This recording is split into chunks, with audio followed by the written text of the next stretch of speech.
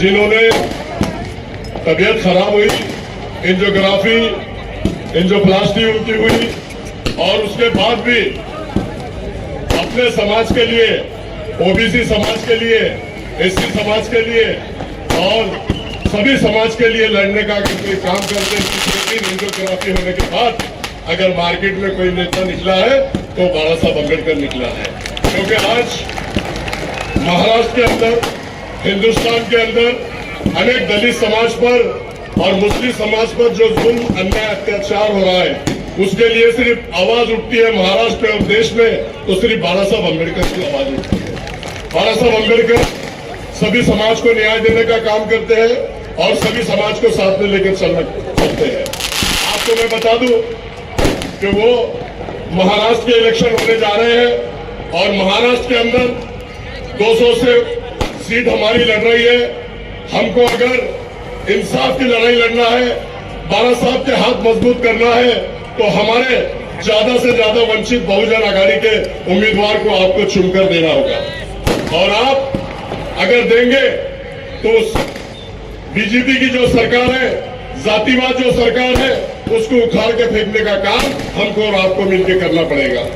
और आज आपने देखा होगा कि औरंगजेब रहमतुल्लाह अलैह के बारे में हमारा गिरावा खासदार शक्ति कपूर बोलता है कि औरंगजेब रहमतुल्लाह आले गेले मेले और संभले। अरे शक्ति कपूर, मैं तेरे को बता दूं कि तू भी जितने स्पीड से आया था, आमदार बना, बाबा साहब अम्बेडकर की वजह से खासदार बना और बाबा साहब अम्बेडकर की वजह से खासदार बना, और उतनी स्पीड से तू रिवर्स आएगा और उतनी स्पीड से तेरा खेल यहाँ खत्म होगा। तू भी आला गेला मेला था, संपला है तुझे विषय से। और वो शक्ति कपूर कल भाषण कर रहा था, उसकी मैंने क्लिप देखा, ऐसा इमोशनल हो रहा है जैसे बता रहा है कि सब लोगों को इमोशनल ब्लैकमेल कर रहा है। ऐसे बता रहा है कि मेरी माँ की तबीयत बहुत खराब थी, मुझे नहीं चाहिए आमदार, मुझे नहीं चाहिए खासदार, और तुम लोगों की अगर जिनकी माँ है तो उनकी खिदमत करो।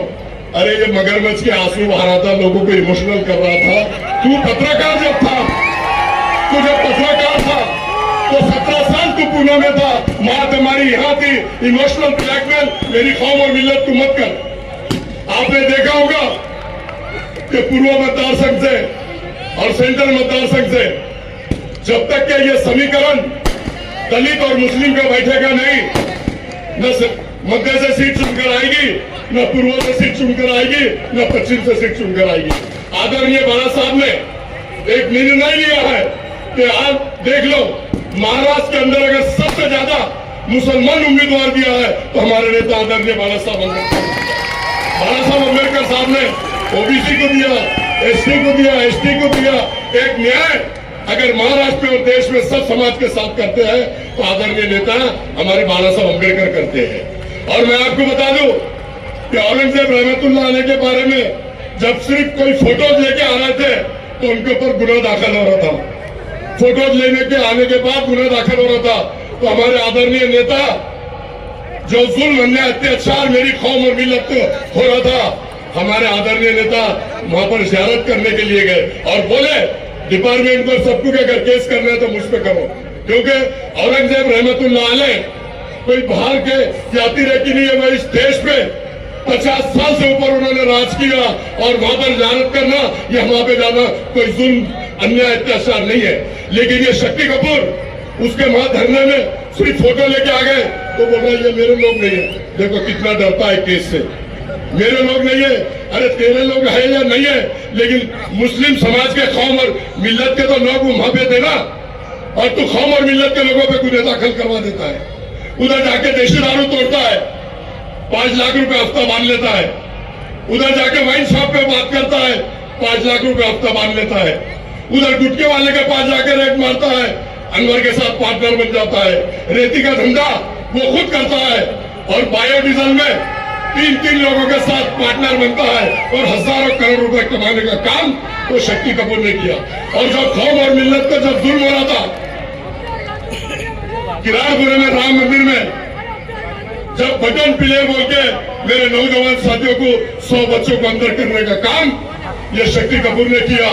और अफसर खान डंके की चोट पे वहां पर खड़े रह के 1 महीना रमजान के महीने में मेरी माँ बहनें रो रही थी, चिल्ला रही थी, गिड़गिड़ा रही थी, लेकिन ये अफसर खान पूरा 1 महीना वहां खड़े रह के अपनी माँ बहनों को विश्वास दिलाया कि जब तक कि आपका एक बच्चा आपके घर नहीं पहुंचाएगा ये अफसर खान भी आपके साथ ईद नहीं मनाएगा।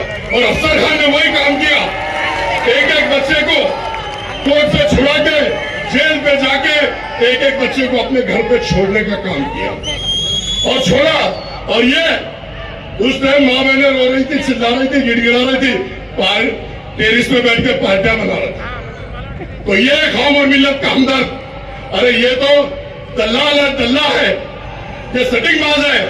आपने देखा होगा वो बोला कि अभी हम सिर्फ 16 सीट लड़ा रहे हैं। कितने सीट? 16। अरे शक्ति कपूर, तेरे फॉर्म सिर्फ 20 गए। महाराष्ट्र के फॉर्म तूने यही रखा था, पूरे महाराष्ट्र में 20 फॉर्म गए और 4 जगह तूने सेटिंग किया। पश्चिम में अरुण गोरे जो 12 साल से काम कर रहा था उसका टिकट काटने का तूने काम किया। तूने सिल्लोर में उम्मीदवार नहीं दिया, तूने वैजापुर में 5 करोड़ लेके वहां से वहां भी उम्मीदवार नहीं दिया। अनेक लोगों को सिर्फ तू सेटिंग बाज है, सेटिंग प्लेयर है, तू सिर्फ सेटिंग करता है। और आपको बता दो कि रामगिरी महाराज हमारे हुजूर की शान में गुस्ताखी करता है, तो रामगिरी महाराज को इसने 50 लाख रुपए देकर उसके मठ में हाल बनाया है। उसके भी सारे फोटोज मेरे पास आ गए हैं। और अगर राम जी महाराज हमारे हुजूर की शान में अगर तू गुस्ताखी करता है तो अफसर खान, अगर तुम लोग मुझे हिम्मत होते, ताकत दो, अगर तुम लोग ताकत देते हैं तो रामगिरी के महाराज में घुस के उसके नष्ट नाबूद नहीं करूंगा तो अफसर खान नहीं करूंगा। और वो 1.5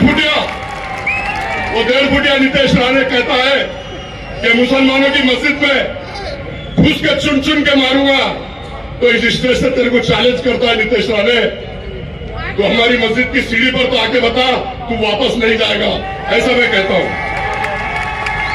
और दूसरी बात मैं बता दूं, वो राज ठाकरे कहता है कि हमको सत्ता में लाओ, हम सत्ता में आएंगे। राज ठाकरे तेरे को भी इस स्टेज से चैलेंज करता हूं कि मस्जिद के भोंगे उतारने तो बहुत दूर की बात है, अगर तू मस्जिद के भोंगे तक जाएगा तो तेरा हाथ वहीं रखने का काम ये अफसर खान करेगा। आज आदरणीय बाबा साहब को सुनना है, एक शेर के साथ अपनी जगह लेता हूं।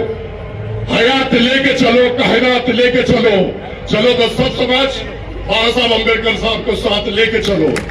फानूस बन के जिसकी हिफाजत हवा करे, फानूस बन के जिसकी हिफाजत हवा करे, ये शम्मा क्या मुझे जिसे रोशन खुदा करे। हमको मिटा सके वो जमाने में दम नहीं, ये जमाना खुद हमसे है, हम जमाने से नहीं। अल्लाह हाफिज, जय भीम, जय भीम, आदाब। आने वाली 20 तारीख को आप सबको सुबह सुबह उठकर जितने भी हमारे जिले में उम्मीदवार खड़े हैं उन सबको मतदान कीजिए। आपका एक वोट कीमती है। सवेरे उठकर 7 बजे आपने लाइन लगाकर सभी उम्मीदवार को कामयाब कीजिए। और मेरा पूर्व में बटन नंबर 4 है, भारी अक्षर से दबा के विधानसभा में भेजो। गौर गरीब लोग, दलितों पे जो अन्याय अत्याचार हो रहा, मुसलमानों पे जो अन्याय अत्याचार हो रहा, उसकी लड़ाई लड़ने के लिए आप लोगों को मुझे भेजना पड़ेगा। अल्लाह हाफिज, खुदा हाफिज।